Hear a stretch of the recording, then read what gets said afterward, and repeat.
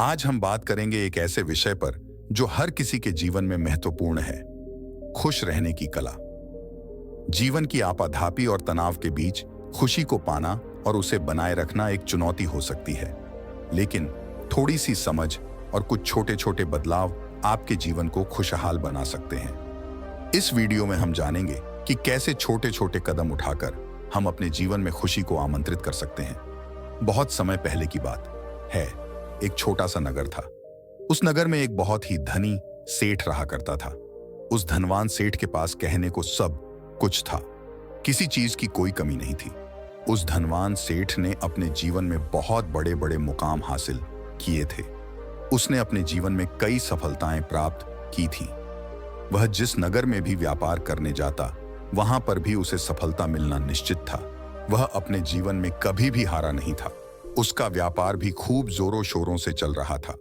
उसके पिताजी ने उसे ऐसी 4 बातें बता रखी थीं जिसका वह नियमित पालन किया करता था और उन्हीं बातों का अनुसरण किया करता था, और उन्हीं बातों की वजह से उसका जीवन बड़ा ही सुखमय था। जीवन के हर क्षेत्र में सफल था। ऐसे ही काफी समय बीत गया और अब वो धनवान सेठ काफी बूढ़ा हो चुका था। अब उसे लगने लगा था कि मेरी मृत्यु बहुत नजदीक है, मेरी मृत्यु कभी भी हो सकती है। और वह जानता था कि उसका बेटा बहुत भोला है, बहुत नादान है। उसे अभी दुनियादारी की समझ नहीं है, इसलिए उसने अपने बेटे को अपने पास बुलाया और अपने बेटे से कहा, बेटा, मैंने अपने पिताजी से 4 बातें सीखी थीं और उन्हीं बातों को मैंने अपने जीवन में उतारा। उन्हीं के अनुसरण की वजह से आज मैं अपने जीवन में इतना सफल हूं, अपना जीवन सुखमय पूर्वक बिता रहा हूं। उन्हीं बातों की वजह से आज मैं इतना सुखी हूं, संतुष्ट हूं और इतना धनवान हूं। ना ही कभी मुझे कोई बीमारी हुई और ना ही मुझे कभी कोई धन की कमी हुई। और तुम देख ही पा रहे हो कि मैं इस नगर का सर्वश्रेष्ठ धनवान हूं। लेकिन आज मेरे पास जो कुछ भी है, मैं उससे संतुष्ट हूं, मैं खुश हूं। लेकिन मैं चाहता हूं कि तुम मुझसे भी आगे बढ़ो, तुम और नाम कमाओ, तुम और धन कमाओ। लोग तुम्हारे बारे में जाने, तुम्हें पहचाने, क्योंकि हमारा समय कुछ और था और तुम्हारा आने वाला समय कुछ और ही है। उस धनवान सेठ ने अपने बेटे को अपने और करीब बुलाया और उससे कहने लगा, बेटा, आज मैं तुमको दुनिया की ऐसी 4 महत्वपूर्ण बातें बताने जा रहा हूं जो मुझे मेरे पिताजी ने बताई थी, और इसी के कारण आज मैं इतना सफल हूं। यदि तुमने इन सभी बातों को अपने जीवन में उतार लिया, इनका नियमित तौर पर पालन किया, इनका अनुसरण किया, तो तुम भी अपने जीवन में बहुत धनवान बन जाओगे, अपने जीवन को बहुत सुखमय तौर पर बिताओगे। इन बातों के अनुसार से न तो तुम्हारे घर परिवार में कोई दुख आएगा और न ही तुम्हारे व्यापार में कभी कोई परेशानी उत्पन्न होगी। इतना कहकर धनवान सेठ अपने बेटे को 4 बातें बताना शुरू करता है। वह कहता है, बेटा, सबसे पहली बात है काम पर छांव में जाना और छांव में आना। दूसरी बात, अपने घर के चारों तरफ चमड़े की बाड़ रखना। तीसरी बात, हमेशा मीठा करके खाना। और चौथी बात, अपनी पत्नी को हमेशा बांध कर रखना। इतना कहकर वह धनवान सेठ अब निश्चिंत हो चुका था। वह यह जानता था कि उसका बेटा बहुत भोला है। वह अपने पिता की बात अवश्य मानेगा और इन सभी 4 बातों को अपने जीवन में उतारेगा और इनका अनुसरण भी करेगा। देखते देखते कुछ महीने बीत गए और फिर एक दिन धनवान सेठ मृत्यु को प्राप्त हो गया। अपने पिता की मृत्यु के बाद उस धनवान सेठ के बेटे ने उन सभी 4 बातों को एक कागज पर लिख लिया ताकि वह उन्हें भूल न जाए, और उन्हीं बातों को वह अपने जीवन में उतारने लगा।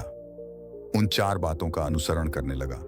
सबसे पहली बात जो उसके पिता ने उससे कही थी, छांव में जाना और छांव में आना, तो उसने अपने घर से लेकर अपनी दुकान तक पूरे रास्ते पर एक टेंट लगवा दिया, क्योंकि उसके पास पैसा तो बहुत था और उसे कोई रोकने वाला भी नहीं था।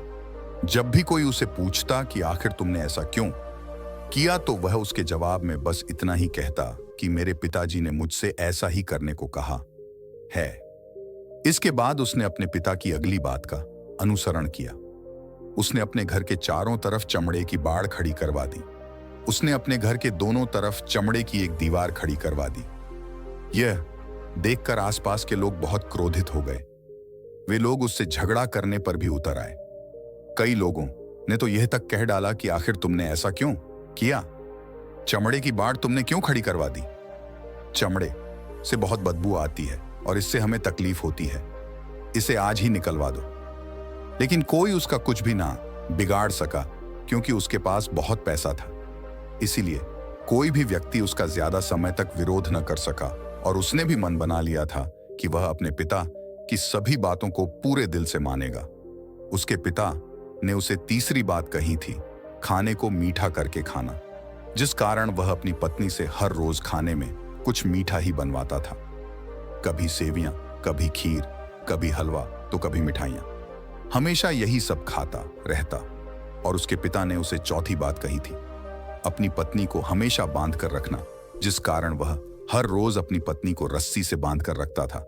ऐसे ही कई दिन बीत गए और देखते ही देखते अब वह सेठ के बेटे का जीवन धीरे धीरे बर्बाद होने लगा था, क्योंकि उसने अपने पिता की सभी बातों का गलत मतलब निकाला था और वह उसी के अनुसार उनका पालन कर रहा था। देखते देखते उसका उतना बड़ा व्यापार अब ठप होने लगा था। उसके यहाँ पर ग्राहकों की संख्या कम होने लगी थी, क्योंकि जब उसका मन करता तब वह दुकान जाया करता और जब उसका मन करता तो वह दुकान से वापस घर लौट आता। उसका अपने पिताजी के इस कारोबार में मन नहीं लगता था। इस कारण उसके सारे ग्राहक अब उससे नाराज होने लगे थे। उसके सारे ग्राहक अब एक एक करके उस दुकान को छोड़ते चले जा रहे थे। इसी कारण उसका पूरा व्यापार अब ठप हो चुका था। जिस व्यापार को खड़ा करने में उसके पिताजी ने खून पसीना एक कर दिया था, उस व्यापार को उसने कुछ ही महीनों में पूरी तरह से बर्बाद कर दिया था। अब उसका धंधा बहुत कम हो चुका था, जिस कारण वह बहुत परेशान रहता था, बहुत चिंतित रहता था। और तो और उसने अपने घर के चारों तरफ चमड़े की दीवार खड़ी करवाई थी। उस कारण आसपास पर बहुत गंदी बदबू फैल चुकी थी। इसलिए जो भी उसके आसपास रहते थे उन सभी ने वह घर छोड़कर कहीं और पर अपना बसेरा बसा लिया। चमड़े की बदबू के कारण अब उसके घर में भी कोई नहीं आता था। यहां तक कि उसके मित्र और उसके रिश्तेदार भी उस घर में आने से कतराते थे। लेकिन अब भी उसे समझ नहीं आ रहा था कि आखिर ये सब हो क्यों रहा है। वो बहुत परेशान रहने लगा था और वह हमेशा मीठा भोजन किया करता था, जिस कारण उसका वजन बहुत ज्यादा बढ़ चुका था। और इस मोटापे के कारण उसके शरीर में न जाने कितनी सारी बीमारियों ने अपना घर बना लिया था। आए दिन उसके घर पर वेद आने लगे थे। इन्हीं कारणों से अब उसका पैसा भी इन चीजों में बर्बाद होने लगा था।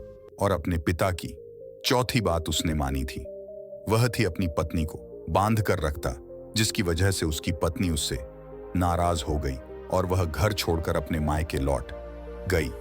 उसने अपनी पत्नी को मनाने की कोशिश की, तरह तरह के उपाय किए, लेकिन उसकी पत्नी नहीं मानी। और वैसे भी कोई भी स्त्री ऐसे मर्द के साथ क्यों रहना चाहेगी जो उसे बेवजह ही बेबात पर बांध कर रखता हो। देखते देखते अब वह सेठ के बेटे का पूरा जीवन बर्बाद हो चुका था।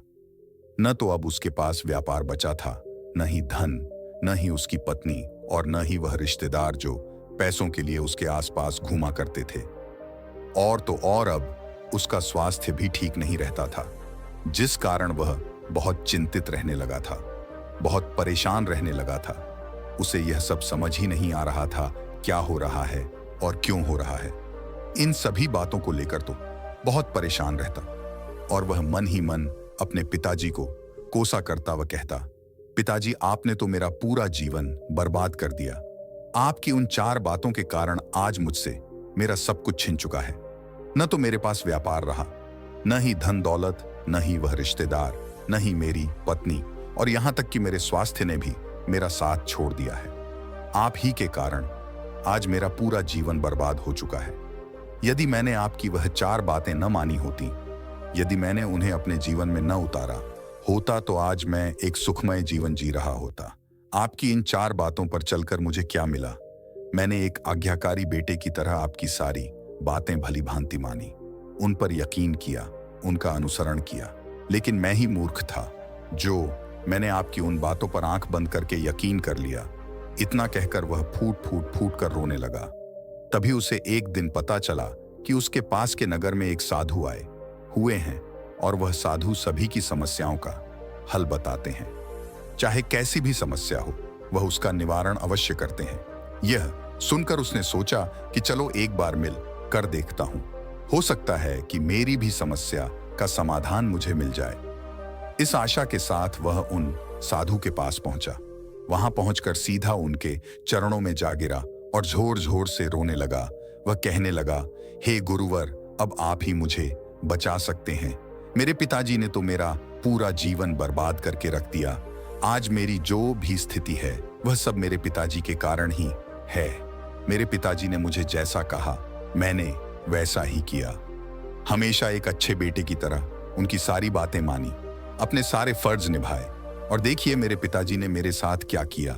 मरते मरते भी वह मुझे गलत बात सिखा गए और उसका खामियाजा मुझे आज भुगतना पड़ रहा है, क्योंकि मैंने उनकी सभी बातों को अपने जीवन में उतारा, उनका अनुसरण किया। और देखिए आज मेरे साथ क्या हो गया। मेरा तो पूरा जीवन ही बर्बाद हो गया। मैं अब तक यह नहीं समझ पाया कि मेरे पिताजी ने मेरे साथ ऐसा क्यों किया। क्या मैंने उनके साथ कुछ गलत किया था? इतना कहकर वह उन साधु के सामने और भी जोर जोर से रोने लगा। तभी वह साधु महाराज उस सेठ के बेटे से कहते हैं, बेटा चुप हो जाओ, पहले मुझे अपनी सारी बात तो बताओ। आखिर तुम्हारे साथ क्या हुआ है? तुम इस तरह से क्यों रो रहे हो? तुम्हारी इस परेशानी का क्या कारण है? उन साधु के इतना कहने पर उस सेठ के बेटे ने पर्ची उन साधु के हाथ में रख दी जो उसने अपने पिता की मृत्यु के बाद लिख रखी थी, जिसमें उसने अपने पिता की चारों बातें लिखी थी। उन साधु ने पर्ची ली और उसे पढ़ने लगे, और उन्होंने जैसे ही वह पढ़ा वह जोर जोर से हंसने लगे। और वह उस सेठ के बेटे से कहते हैं, तुम कितने बड़े मूर्ख हो। तुम्हारे पिता ने तो तुम्हें दुनिया का सारा ज्ञान दे दिया, लेकिन तुम उसे समझ नहीं पाए। तुम उसका सही तरह से पालन नहीं कर पाए और कहते हो कि तुम्हारे पिता ने तुम्हें गलत राह दिखाई है, तुमने गलत संदेश दिया है। तुम्हारे पिताजी तो तुम्हारी परीक्षा ले रहे थे कि तुम उनकी बातों को समझ पाते हो या नहीं, तुम उनकी बातों का सही मतलब निकाल पाते हो या नहीं। यदि वह चाहते तो इसका मतलब तुम्हें अच्छी तरह से बता सकते थे, लेकिन वह चाहते थे कि तुम इन बातों का मतलब खुद से जानो, खुद से समझो कि इन बातों का क्या अर्थ है। लेकिन अब तो ऐसा प्रतीत होता है कि मानो तुम्हारी बुद्धि बिल्कुल भ्रष्ट हो चुकी है। तुमसे बड़ा मूर्ख मैंने आज तक नहीं देखा। जिसके पास दुनिया का इतना बड़ा ज्ञान हो, वह भला इतनी बड़ी मूर्खता कैसे कर सकता है? तुम्हारे पास कोई ज्ञान नहीं है, तुमने कोई भी ज्ञान अर्जित ही नहीं किया। अगर तुम इन बातों का सही मतलब समझ चुके होते तो तुम भी अपने जीवन में अपने पिता की तरह ही सफल होते, खुश होते और तुम्हारा जीवन सुखमय तरह से बीत रहा होता। लेकिन तुम इतने बड़े मूर्ख हो कि तुमने अपने पिता की बातों का गलत मतलब निकाल लिया। उन बातों के मतलब के बारे में तुमने सोचा तक नहीं। उन्होंने जैसा कहा तुमने वैसा करना शुरू कर दिया। यदि तुम्हें उन बातों का अर्थ नहीं पता चल रहा था तो तुम किसी ज्ञानी से मिल सकते थे, तुम उससे उस बात का मतलब निकाल लेते। लेकिन जैसा तुमने अपने पिता की इन बातों को समझा है, इसका मतलब वैसा नहीं है। इस पर वह धनवान सेठ का बेटा कहता है, हे गुरुवर, आप क्या कहना चाहते हैं? क्या मैं अपने पिता की बातों को सही नहीं समझ रहा? और वैसे भी इसमें समझने लायक है क्या? उन्होंने तो सब कुछ साफ साफ ही बताया था और मैंने उन्हें अपने जीवन में उसी तरह से उतार लिया। तो फिर मैंने गलत क्या किया है? इस पर गुरुवर एक बार फिर मुस्कुराने लगे और उस सेठ के बेटे से कहते हैं, बेटा, ये जो बातें लिखी गई हैं, इन बातों के पीछे एक गहरा अर्थ है जिसे तुम समझ नहीं पाए। इसी कारणवश तुमने यह मूर्खता कर दी और इसी कारणवश तुमने अपना पूरा जीवन बर्बाद कर लिया। लेकिन अब भी कुछ नहीं बिगड़ा। अब भी तुम्हारे पास बहुत समय है। यदि तुम चाहो तो अब से मेहनत करके भी तुम अपने जीवन में एक बार फिर से वह खुशहाली व समृद्धि सब कुछ हासिल कर सकते हो। इस पर वह सेठ का बेटा कहता है, ठीक है, कृपया करके मुझे उन चारों बातों का मतलब समझाइए। आखिर उन चार बातों का क्या अर्थ है? इस पर साधु सेठ के बेटे को कहते हैं, तुम्हारे पिताजी ने तुमसे कहा था काम पर छांव में जाना और छांव में आना। इसका मतलब ये है सूर्य निकलने से पहले ही तुम दुकान पर पहुंच जाना और सूर्यास्त होने के बाद ही तुम वापस घर आना, जिससे तुम्हें दुकान पर अधिक से अधिक समय मिल पाएगा। तुम उस काम को अच्छी तरह समझ पाओगे, उस काम को अच्छी तरह से कर पाओगे, उस काम को बढ़ाने में तुम अपना दिमाग लगा पाओगे और तुम अपने काम में तरक्की कर पाओगे। लेकिन तुमने तो इसका गलत ही मतलब निकाल लिया। तुमने तो अपने घर से लेकर दुकान तक एक ऐसा टेंट लगवा दिया जिससे तुम छांव में आ सको और छांव में जा सको। अब तुम ही बताओ, क्या तुमने अपने पिताजी की इन बातों का सही मतलब समझा था? यह सुनकर वह सेठ का बेटा जोर जोर से रोने लगा और कहने लगा, हे गुरुवर, मेरी ही गलती थी। मैंने अपने पिता की इन बातों का गलत मतलब निकाला और इसी कारणवश आज मैं पूरी तरह से बर्बाद हो चुका हूं। मैं ही सबसे बड़ा मूर्ख था। मेरे पिताजी ने तो मुझे इतना महत्वपूर्ण ज्ञान दिया था, लेकिन मैं उस हीरे को पत्थर समझ बैठा। आगे वह सेठ का बेटा उन गुरुवर से कहता है कि गुरुवर, दूसरी बात क्या है, उसका अर्थ क्या है? आगे गुरुवर दूसरी बात का अर्थ समझाते हुए कहते हैं, चमड़े की बाड़ करवाना। इसका अर्थ यह है कि तुम अपने घर में कुत्ता या बिल्ली पालना। जब तुम अपने घर में कुत्ता बिल्ली पाल लोगे तो यह तुम्हारे घर की चारों ओर से रक्षा करेगा, जिससे तुम्हारी धन दौलत पूरी तरह से सुरक्षित रहेगी और तुम बेफिक्र होकर दुकान पर मन लगा सकोगे, बेफिक्र होकर दुकान के कामों को समझ सकोगे और तरक्की कर पाओगे। और तो और तुम्हारे मन में कभी यह भी डर नहीं होगा कि कहीं कोई चोर आकर मेरी संपत्ति न चुरा ले। चमड़े की बाड़ करवाने का असली मतलब यह है, लेकिन तुमने तो चमड़े की बाड़ करवाने का मतलब कुछ और ही निकाल दिया। तुमने तो अपने घर की 2 दीवारों को ही चमड़े से पूरी तरह से भरवा दिया, जिस कारण आसपास गंदी बदबू फैल गई। तुम्हारे आसपास के पड़ोसी भी अपना घर छोड़कर कहीं और चले गए। यहां तक कि तुम्हारे मित्र, तुम्हारे सगे संबंधी भी उस बदबू के कारण तुम्हारे घर पर आने से कतराने लगे।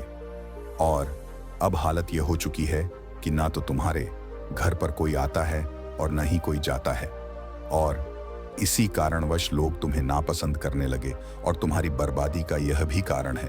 आगे सेठ का बेटा कहता है, हे गुरुवर, यह सब तो ठीक है, लेकिन यह खाने को मीठा करके खाना, इसका क्या? मैंने इसका भी अर्थ गलत निकाला है क्या? मैंने तो अपने पिता की बातों के कहे अनुसार ही हर रोज मीठा खाया और आज देखिए मेरा शरीर कितना वजनदार हो चुका है, जिस कारण मुझे अनेक प्रकार की बीमारियों ने घेर रखा है। क्या मैं इस बात को भी गलत समझ रहा था? इस पर वह साधु उस सेठ के बेटे से कहते हैं, हाँ, तुमने इस बात का भी गलत मतलब भी निकाला है। मीठा करके खाने का अर्थ यह है कि जब भी तुम्हें भूख तेजी से लगे तभी तुम्हें भोजन करना है, न उसके पहले और उसके बाद। अन्यथा यदि तुम्हें भूख न लगी होगी और तुम्हें भोजन मिल जाए तो तुम उस भोजन की कभी कदर नहीं करोगे। वह रोटी तुम्हें कभी मीठी नहीं लगेगी। फिर चाहे वह भोजन कितना भी स्वादिष्ट क्यों ना हो, चाहे भोजन कितना भी लाजवाब क्यों ना हो, तुम उसकी कदर कभी नहीं कर पाओगे, तुम उसका सम्मान कभी नहीं कर पाओगे। किंतु जब एक व्यक्ति को जोरों की भूख लगी होती है तो उसके सामने यदि तुम सूखी रोटी भी रख दो तो भी वह उसके लिए किसी पंचमेल से कम नहीं है।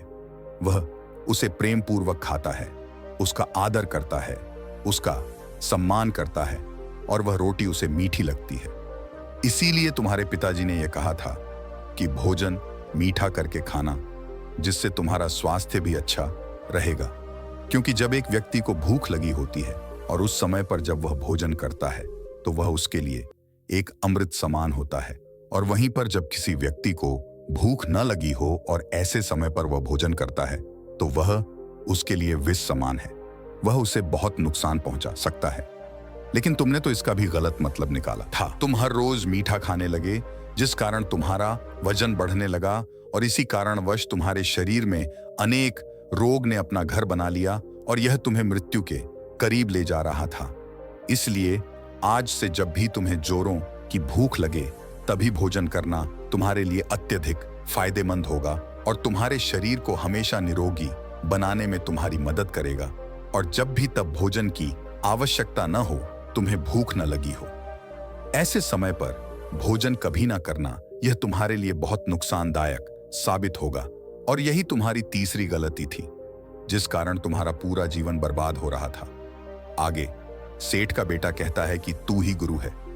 चौथी बात तो बिल्कुल साफ लिखी गई है, अपनी पत्नी को हमेशा बांध कर रखना, तो इसका अर्थ भी कुछ और है। क्या मैंने इसका भी गलत मतलब निकाला है? इस पर साधु कहते हैं, हाँ बेटा, अपनी पत्नी को बांध कर रखने का अर्थ यह नहीं है कि तुम रोज रस्सी से बांध कर रखो, बल्कि इसका अर्थ तो यह है कि जब भी तुम दोनों के बीच में कोई आपसी मतभेद हो जाए, कुछ नोक झोंक हो जाए, तो तुम अपनी पत्नी पर हाथ मत छोड़ना। जब तक एक स्त्री का पति उसके साथ रिश्ते में बंधा होता है तो वह अपने रिश्तों में बंध जाती है और वह अपने रिश्ते को पूर्ण तरीके से निभाने का हर मुमकिन प्रयास करती है।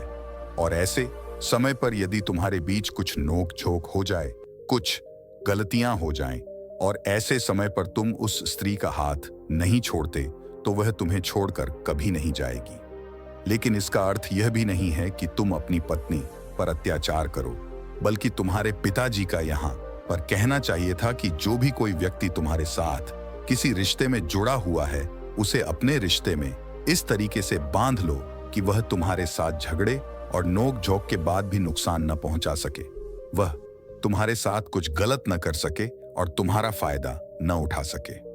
अपने रिश्तों को हमेशा बांध कर रखना, उन्हें खुला मत छोड़ना, अन्यथा वह तुम्हारे हाथ से फिसल जाएंगे। और हम में से अधिकांश लोग अपने जीवन में यही गलतियां करते हैं और अपने नए रिश्तों को कभी समय नहीं देते, जिस कारण उनका रिश्ता उतना मजबूत नहीं हो पाता और इसी कारणवश वह अपने रिश्ते से हाथ धो बैठते हैं। और यही गलती तुमने भी की। तुमने तो अपनी पत्नी को बांध कर रखा है, तो भला वह तुम्हें कैसे माफ कर सकती है? और यही कारण है कि वह तुम्हें छोड़कर चली गई। तुमने जो अपनी पत्नी के साथ किया वह माफी के लायक नहीं है, लेकिन तुम्हें अपनी पत्नी से माफी मांगनी चाहिए, क्योंकि तुमने गलत किया है। इसलिए जाओ और अपनी पत्नी से माफी मांगो, उसे वापस घर लाओ। और यही वह 4 बातें थीं जो तुम्हें तुम्हारे पिता ने समझाने का प्रयास किया था, लेकिन तुमने इन सभी बातों का गलत मतलब निकाला और इसी कारणवश तुम पूरी तरह से बर्बाद हो गए। किंतु अभी भी तुम्हारे पास बहुत समय है। यदि तुम इन सभी बातों का सही से अनुसरण करते हो तो तुम अपने जीवन में एक बार फिर से वह सब कुछ हासिल कर सकते हो जो तुमने खोया है। ये सारी बातें हमारे जीवन की पूरी परेशानियों का समाधान है। तुम किसी भी तरह से इनको देख सकते हो। यदि तुम कामयाब होना चाहते हो तो तुम्हें मेहनत करनी ही होगी। सूर्य निकलने से पहले तुम्हें अपने घर से निकलना होगा और हमेशा सूर्य के ढलने के बाद ही तुम्हें घर वापस लौटना होगा, ताकि धन दौलत को कोई तुमसे छीन न ले। तुम्हें अपने रिश्तों को कुछ इस तरीके से बांधना होगा ताकि वह रिश्ते तुम्हें परेशान न करें, तुम्हें तकलीफ न पहुंचाएं, तुम्हारा फायदा न उठाएं। और हमेशा एक अच्छा और स्वस्थ भोजन करना जब तुम्हें भूख लगी हो, ताकि तुम्हें जो भी सांसें मिली हैं तुम उसे खुशी खुशी जी सको। और अपने रिश्तों को हमेशा बांध कर रखना, उन्हें खुला मत छोड़ देना, अन्यथा वह तुम्हारे हाथ से फिसल जाएंगे। और अपने घर में अवश्य ही कुत्ते या बिल्ली को जरूर पालना, ताकि तुम्हारा धन हमेशा सुरक्षित रहे। इन सभी बातों का अपने जीवन में अनुसरण करने के बाद तुम अपने जीवन में सब कुछ एक बार फिर पा सकते हो जो तुमने आज तक खोया है। और हो सकता है कि तुम इससे भी अधिक उन्नति कर पाओ, इससे भी अधिक समृद्धि पा सके, अपने जीवन को खुशहाल और सुखमय बना सके। इतना कहकर साधु शांत हो गए और सेठ का बेटा भी अपनी सभी गलतियों को समझ चुका था। उसने उन गुरु को प्रणाम किया और वापस अपने घर लौट गया। उसने उन सभी 4 बातों को अपने जीवन में उतारा, उनका सही सही अनुसरण किया। उसके बाद से उसके जीवन में सकारात्मक प्रभाव दिखने लगे। वह एक बार फिर से अपने व्यापार को खड़ा करने में सफल रहा। वह एक बार फिर से अपनी पत्नी को घर लाने में सफल रहा और देखते ही देखते उसका जीवन सुखमय और आनंदमय हो गया था। मुझे उम्मीद है कि आपको यह कहानी पसंद आई होगी और आपने इससे कुछ सीखा होगा।